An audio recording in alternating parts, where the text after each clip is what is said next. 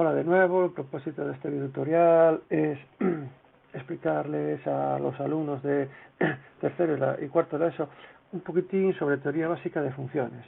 Bueno, el punto número 1, vamos a hablar de la teoría de conjuntos. Teoría de conjuntos.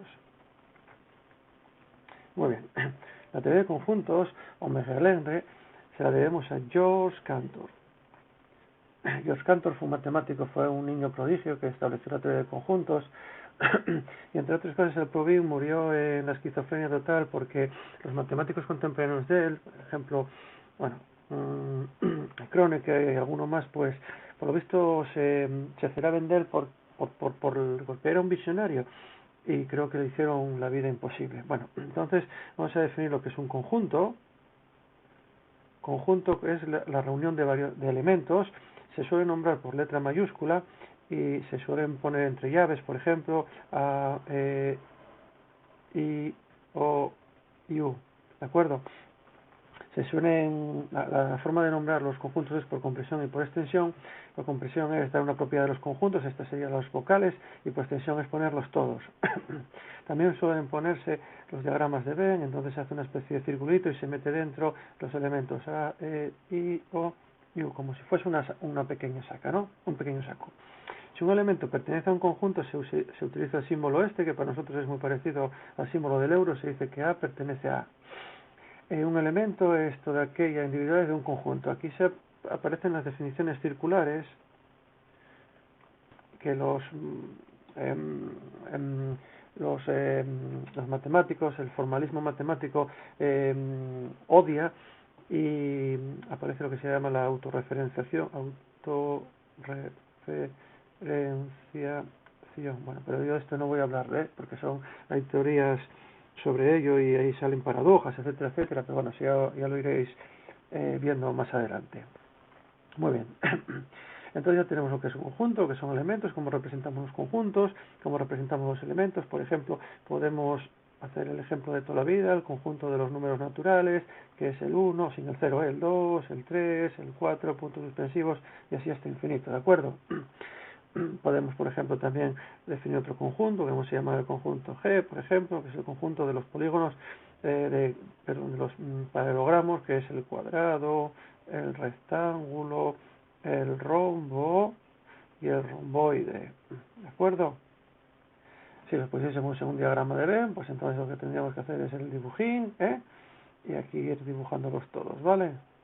El rombo, el rombo, dejar borrar, y el romboide. El rombo y el romboide. Estos son paralelogramas, ¿de acuerdo? Sí, el rombo y el romboide, sí. Bien. Nosotros vamos a establecer relaciones entre conjuntos. Una relación muy importante, bueno, es la relaciones entre dos conjuntos. Una relación muy importante es lo que se llama producto cartesiano de dos conjuntos. El producto cartesiano de dos conjuntos, producto cartesiano, un poquitín rápido, son pares de la forma AB, tales que A pertenece al conjunto A y B pertenece al conjunto B. Son pares ordenados, ojo, no es lo mismo A por B que B por A. Si por ejemplo conjunto A, ejemplo, es el conjunto formado por los elementos 1, 2 y 3, el conjunto B es el elemento formado por A, B y C, pues el producto cartesiano de A por B, el producto cartesiano serían todos los pares, el 1 con el A, el 1 con el B, el 1 con el C, el 2 con el A, el 2 con el B, el 2 con el C, seguimos el 3 con el A, el 3 con el B y el 3 con el C. ¿De acuerdo? Todo esto sería nuestro producto cartesiano. En los diagramas de Venn se representa de esta manera el producto cartesiano. El 1, 2 y el 3, aquí el A, y el B, aquí el B. aquí es B, se representa, sería el A, B y C, y sería ir trazando flechas este con este, este con este, este con este, este con este, este con este, este con este, y por ejemplo esta última, este con este, este con este, este con este. Sería relacionar todos con todos, ¿de acuerdo? Bueno, vamos a definir lo que es una correspondencia. Una correspondencia. Una correspondencia. Una co... Vaya hombre. A ver, si estoy usando la nueva versión del Source y no estoy acostumbrado a ella. Correspondencia. Correspondencia. Bueno, una correspondencia... bueno, primero de todo, antes de correspondencia, una relación. Una relación. Una relación. Una relación es un subconjunto del producto cartesiano. Un subconjunto es una parte de un conjunto. Entonces, por ejemplo, si de todo este conjunto que tengo aquí me quedo con una parte, por ejemplo, ¿cómo se llama la relación T? Que sería el 1 con el A, el 1 con el B y el 1 con el C. Jolín, a ver cómo soy capaz, a ver si soy capaz de poner después la goma. Y el 1 con el C. Y el 1 con el C. Bien, esta es una relación, porque es un subconjunto del producto cartesiano, porque está aquí y está aquí, ¿vale? Bien.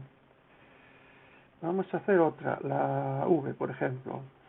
El 1 con el A, el 1 con el B, el 2 con el A y el 3 con el C. Esa es otra relación, porque es otro subconjunto del producto cartesiano. Vamos a llamar otra, la W, por ejemplo. Sería el 1 con el A y el 2 con el B.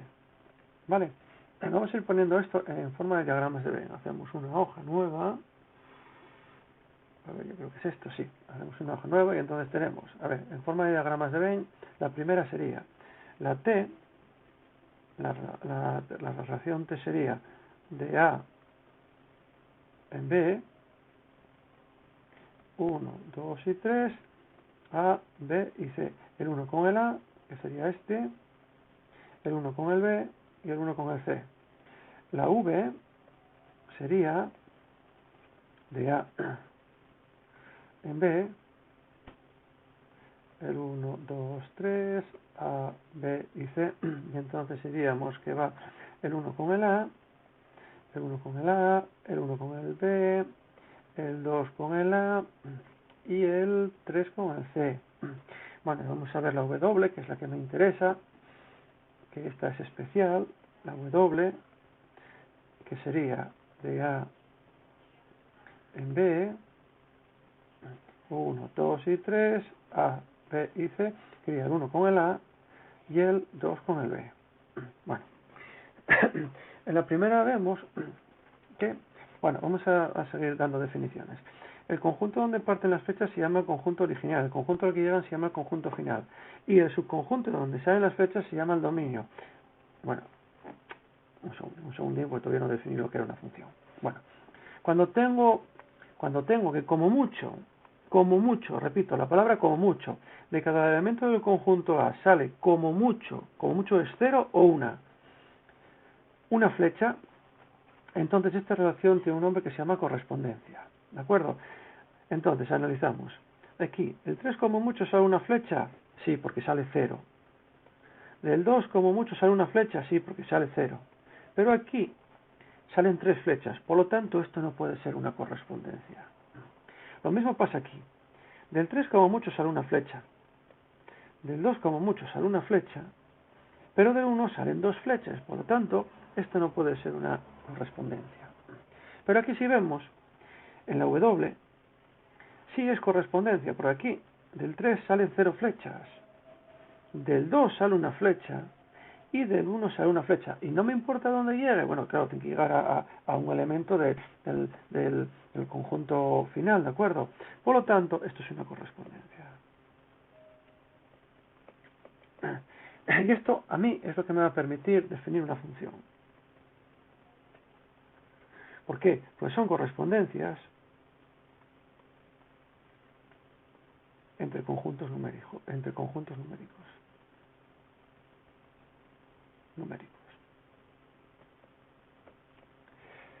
Bien, entonces, si por ejemplo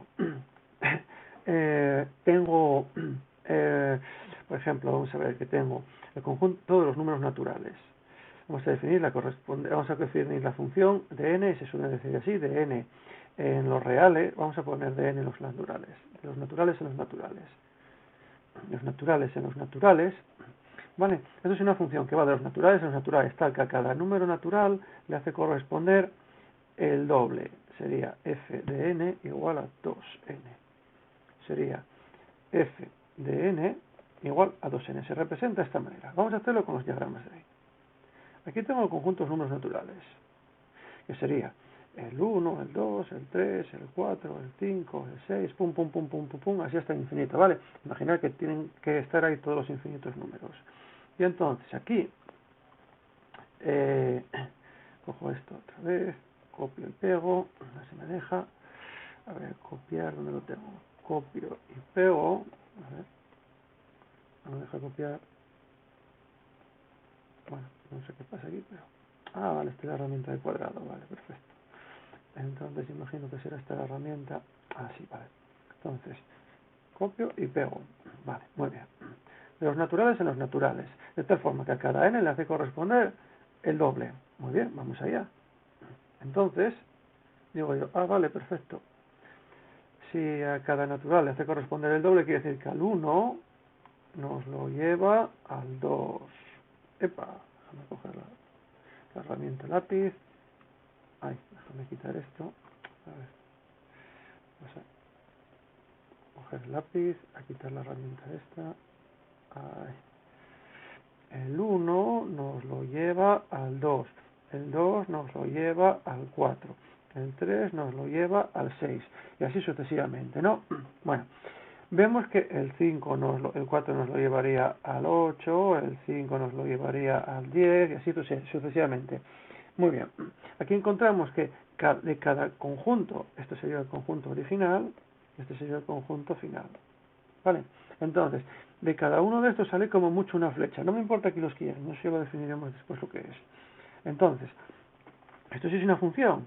De hecho, en este caso es una función un poquitín especial, que serían los naturales, las sucesiones. Entonces, si yo represento esto aquí, normalmente cuando representamos las rectas, lo hacíamos de esta manera. Cuando representáis las rectas, acordaos que hacíamos la tablina esta XY, ¿de acuerdo? Y decíamos, por ejemplo, el 1, el 2, el 3, el 4, y aquí vamos poniendo el valor. En este caso sería 2 por 1, 2, 2 por 2, 4, 2 por 3, 6, 2 por 4, 8. O sea, esta parte de la columna hace referencia a lo que vamos a llamar el dominio, que es aquellos posibles valores que yo voy a poder meter en la función. Y esta parte de aquí hace referencia a aquellos valores que, por así decir, nos da la función, que es la imagen. ¿De acuerdo? Por lo tanto, en esta parte de aquí siempre haríamos referencia al conjunto al que parten las flechas, y esta parte de aquí haríamos siempre referencia al conjunto al que llevan las flechas. Por eso, cuando hacemos las rectas, o cuando representamos las rectas en el plano real, que aquí vamos a ver cómo quedaría.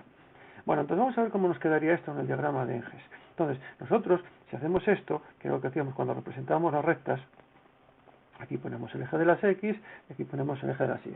Si hacemos esto, estamos cometiendo un error en este ejercicio. ¿Por qué? Porque para empezar, los naturales empiezan en el 1. Déjame poner esto. Déjame hacer una cosina antes. A ver, vamos a hacer esto antes. Vamos a hacer una cosina antes. Bien, según la información que nosotros tenemos, nosotros aquí pondríamos el eje de las Y y ahí pondríamos el eje de las X. ¿De acuerdo? Que fue lo que hicimos nosotros cuando representamos las parábolas, cuando representábamos las hipérbolas y cuando representábamos las rectas también. Bueno, pero entonces aquí estamos hablando con los naturales. Aquí representamos la X, entonces los naturales son el 1, el 2, el 3, el 4, el 5, el 6, el 7, el 8 y así sucesivamente. El 1, el 2, el 3, 4, el 5, el 6, 7 y 8. Y hacia arriba lo mismo. El 1, el 2, el 3. Vamos a hacerlo bien, distanciándolo un poco más. El 1, el 2, el 3, el 4, el 5, el 6.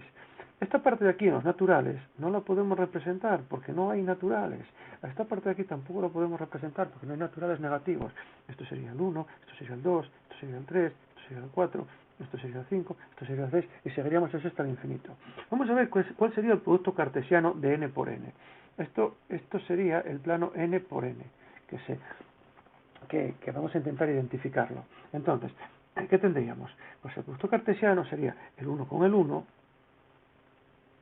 el 2 con el 2, perdón, el 1 con el 2, el 1 con el 3, el 1 con el 4, el 1 con el 5, el 1 con el 6. De la misma manera, el 2 con el 1, el 2 con el 2, el 2 con el 3, el 2 con el 4, el 2 con el 5, el 2 con el 6. El 3 con el 1, 3 con el 2, 3 con el 3, 3 con el 4, 3 con el 5, 3 con el 6. 4 con el 1, 4 con el 2, 4 con el 3, 4 con el 4, 4 con el 5, 4 con el 6. 5 con el 1, 5 con el 2, 5 con el 3, 5 con el 4, 5 con el 5, 5 con el 6. Bueno, y así seguiríamos, ¿no? Podemos copiar y pegar todo esto, a ver si me sale. Copio y pego,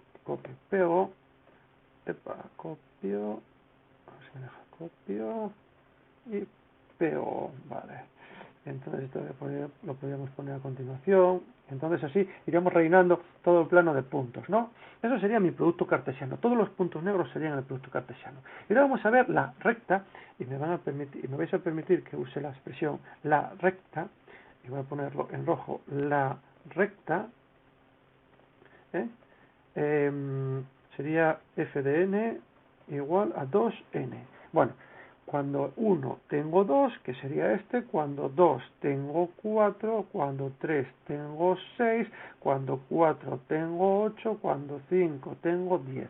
Me gusta es que es una recta, que no es una recta en sí, sino que son puntos. Entonces, si alguien hiciese esto, vale, muy bien, pues entonces ahora uno los puntos.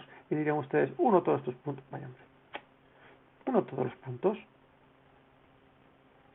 Pues no se puede, porque es que no hay naturales entre 1 y 2, no hay naturales entre 2 y 3, no hay naturales entre 4 y 5, etcétera, etcétera. Por lo tanto, una recta entre comillas, por eso lo puse entre comillas, en el conjunto de los números naturales serían puntos. ¿Y qué pasaría? A ver si seguimos avanzando un poquitín más. ¿Qué pasaría si hago esto? ¿Qué pasaría si en vez de establecer la función f de los reales en los reales, que es donde podemos trabajar, tal que a cada x le hace corresponder un f de x que es igual a 2x? Bueno, entonces, si escucháis sirenas, así están ahora los policías con las sirenas, con lo de los aplausos a los médicos. Bueno, entonces, de esta misma forma, yo representaría el producto cartesiano de R por R de la siguiente manera. Ahora sí que ya puedo poner un continuo de puntos. Y mi producto cartesiano, aquí ahora la X y la Y, mi producto cartesiano ahora es todo este, déjenme, a ver, vamos a coger otro color, el verde. Mi producto cartesiano es este conjunto infinito de puntos, porque es un conjunto infinito de puntos, que rellena el plano, por eso se llama plano cartesiano. Y entonces, en este caso, la recta sería cuando para 1, aquí el 1, el 2, el 3, el 4, vamos a poner 2, 4, 6, 8, de 2 en 2, 2, 4, 6, 8, 2, 4, 6, 8. Entonces, mi conjunto infinito de puntos, el 1 con el 2, ahí, el 2 con el 4, el 3 con el 6, el 4 con el 8, el 5 con el 10, así sucesivamente. Entonces, como hay infinitos puntos entre 1 y 2, pues estamos en R, como hay infinitos puntos entre 2 y 3, entre 2 y 4, y entre 2 y 3 también, etc, etc. Entonces es cuando yo puedo decir que puedo unir la recta. Y entonces decir, como hay infinitos puntos ahí, la recta esta es justamente y igual a 2x en el plano. La diferencia de tener un producto cartesiano con un número infinito de puntos a tener un producto cartesiano con un número determinado, en este caso se dice que es continuo, en el anterior se dice que es discreto de puntos. Entonces, que yo me base en esta tabla para representar la recta, tengo que tener mucho cuidado dónde la represento. Nosotros lo estamos haciendo siempre en el plano cartesiano, que es R por R, o también se suele llamar R2, ¿De acuerdo? Bien, una vez que tengo esto, ya tengo definido lo que es una función. Cuidado. Vamos a ver otra cosa más. Vamos a ver una hoja nueva. Y entonces, según la definición ¿eh? Que tenemos o que dimos de función, vamos a suponer, por ejemplo, que me dan esta representación, me dicen, es una función, es una función que va de los reales en los reales, y que tengo la gráfica de la función, o grafo de la función, y que es de esta forma. Les dicen ustedes, tiene esta forma. Dicen ustedes, uy, cuidado, que este señor nos dijo que este valor de la x de la x solamente puede salir una flecha. Este sería f de x. Pero sin embargo, de aquí sale otra flecha y me llevaría a otro f de x. Por lo tanto, estos señores no es una función, y se llama matemáticamente una curva. ¿De acuerdo? Bien, entonces, ¿por qué? Porque en nuestro diagrama de Venn, por ejemplo, el valor este de la x, aquí los reales, de este valor de la x, sale una flecha de ahí y otra flecha de ahí, y entonces ya no es una función. Y matemáticamente se define como curva. Bueno, los tipos de funciones. Tipos de funciones. Definimos una función, por ejemplo, que sea inyectiva.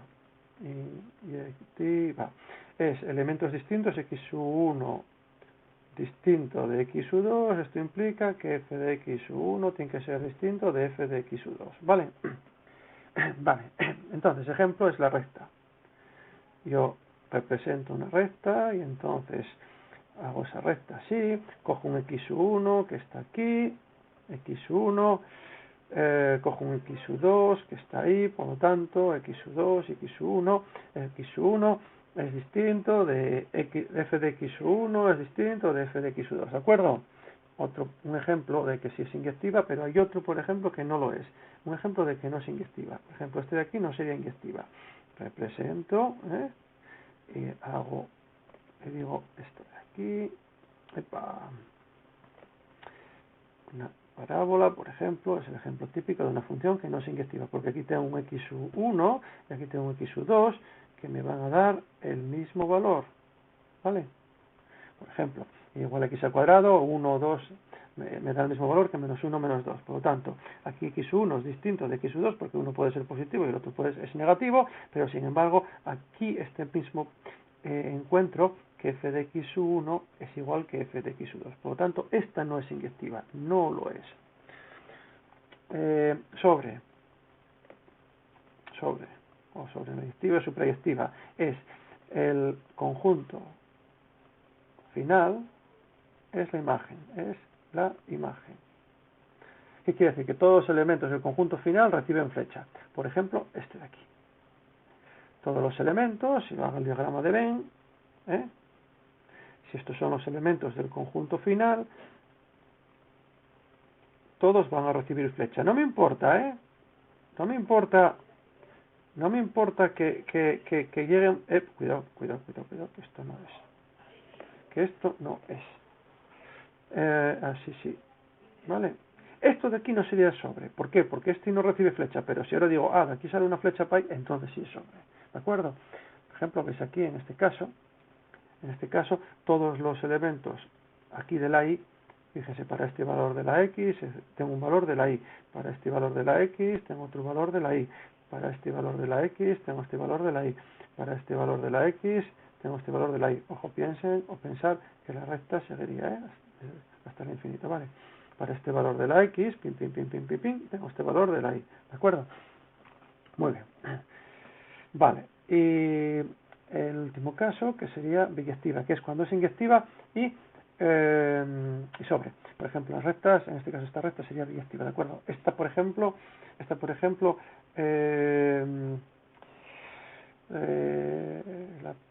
esta parábola sería, por ejemplo, si la defino, sería f, por ejemplo, que va desde 0, desde en todo R, hasta, fíjense que la imagen va desde 0 hasta infinito, ¿de acuerdo?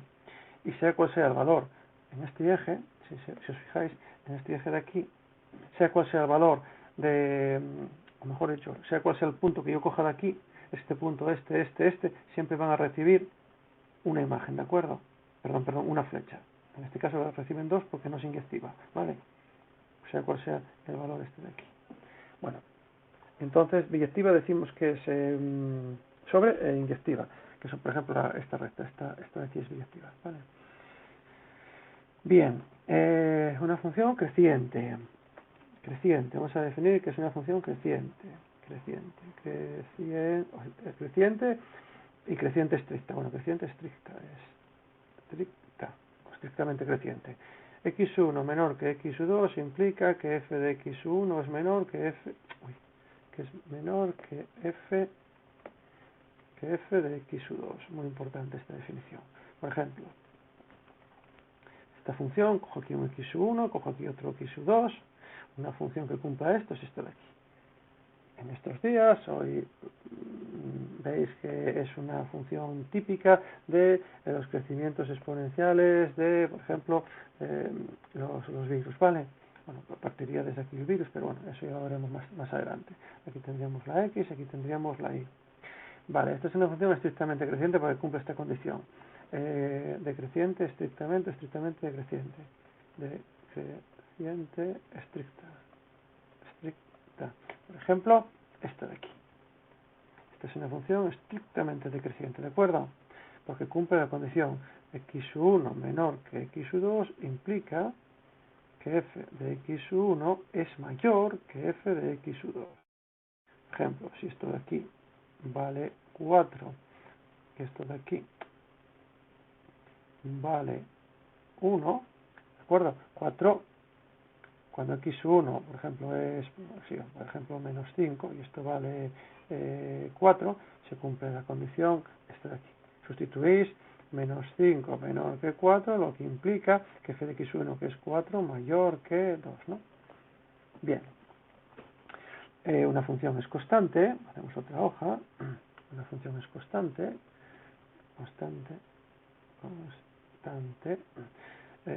cuando para todo x que pertenezca al dominio, que ya dijimos que es todos aquellos posibles valores del x que yo puedo meter, entonces f de x no cambia. Por ejemplo, esta es una constante, ¿de acuerdo? Vale siempre lo mismo. Cojo x1, x2, x3, x4, x5, x6, lo que sea, vale siempre lo mismo, ¿de acuerdo? En este caso vale c, dijimos que valía c. Bien, creciente, decreciente, vale. Y ahora yo creo que con esto podría ser suficiente para hacer uno de los ejercicios que os voy a mandar, ¿vale? Entonces, bueno, ahí tenéis el enunciado. Vamos a hacer esto un poco más grande. Ahí. Por ejemplo, esta función. Aquí la función, como veis, crece. Llega a este punto de ahí y empieza a decrecer, pim, pim, pim, pim. Vamos a ponerlo en otro color. Llega hasta ahí y entonces empieza a decrecer. Pum, pum, pum, pum, pum, pum, pum, pum, pum, pum. Y entonces se vuelve otra vez a crecer. Por aquí. Pim, pim, pim, pim, pim, pim, pim. Hasta que llega a ese punto y entonces vuelve otra vez a decrecer. Bien.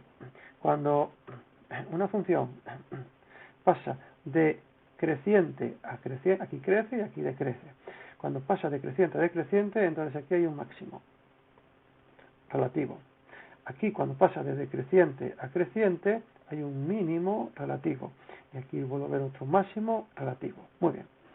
Vamos a ver dónde están colocados. Este punto es 2, ¿no? Por lo tanto, trazo pin, pin, pin, pin, y diría, vamos a poner por aquí, que f de 2 es justamente 4. Muy bien.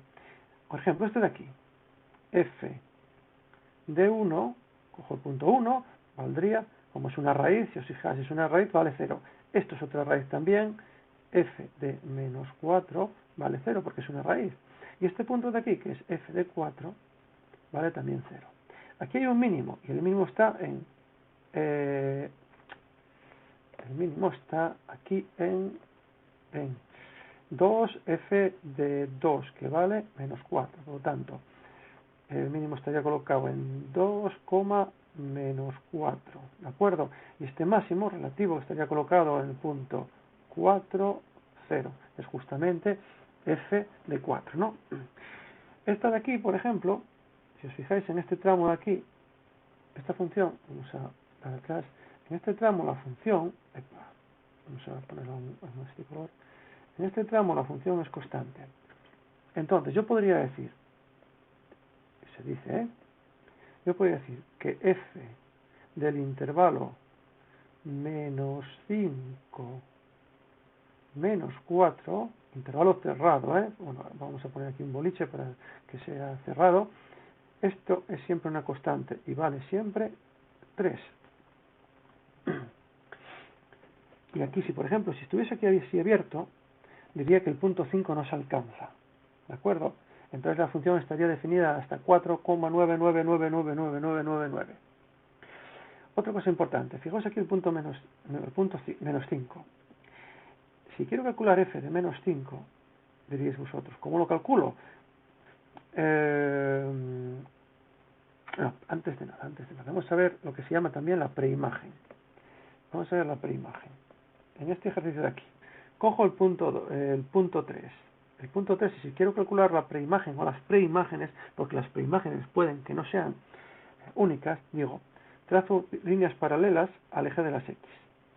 Y donde corte a la gráfica, trazo líneas paralelas al eje de las Y. Repito, trazo una línea imaginaria, en este caso era imaginaria, deberíamos de haber puesto así. Trazo una línea imaginaria de esta forma, en la que corta ahí a la función y corta ahí a la gráfica de la función. Entonces trazo una paralela al eje de las X y trazo otra por ahí paralela al eje de las X. A ojo de buen cubero, este punto de aquí tendría coordenadas menos 2, menos 3. ¿Por qué? Porque f, y se pone así, menos 1 de menos 3 vale menos 2. Y este punto de aquí, a ojo de buen cubero, sería el punto, vamos a ver, menos 0,5 más o menos, menos 3. ¿Por qué? Porque f de menos, perdón, la preimagen de menos 3 vale también, en este caso, menos 0,5. Porque más o menos es el punto medio entre 0 y 1, ¿de acuerdo? ¿Cuánto valdría la preimagen, por ejemplo, de 4? Sería, trazo una paralela al eje de las X y allí a donde corte la función, trazo una paralela al eje de las Y. Por lo tanto, f menos 1 de 4 sería igual a 3. Y la pregunta que yo os decía, ¿y qué pasa con el menos 5?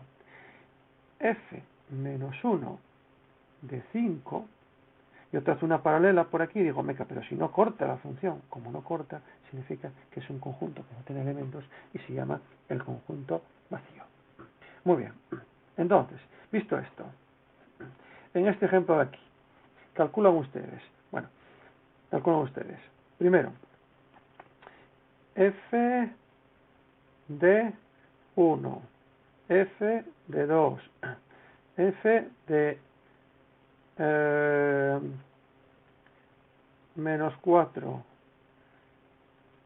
f de menos 2, la preimagen, o sea, f menos 1 de 4, f menos 1, f menos 1, f menos 1 de 1 y f menos 1 de menos 1. Bueno, y lo mismo en esta de aquí, ¿vale?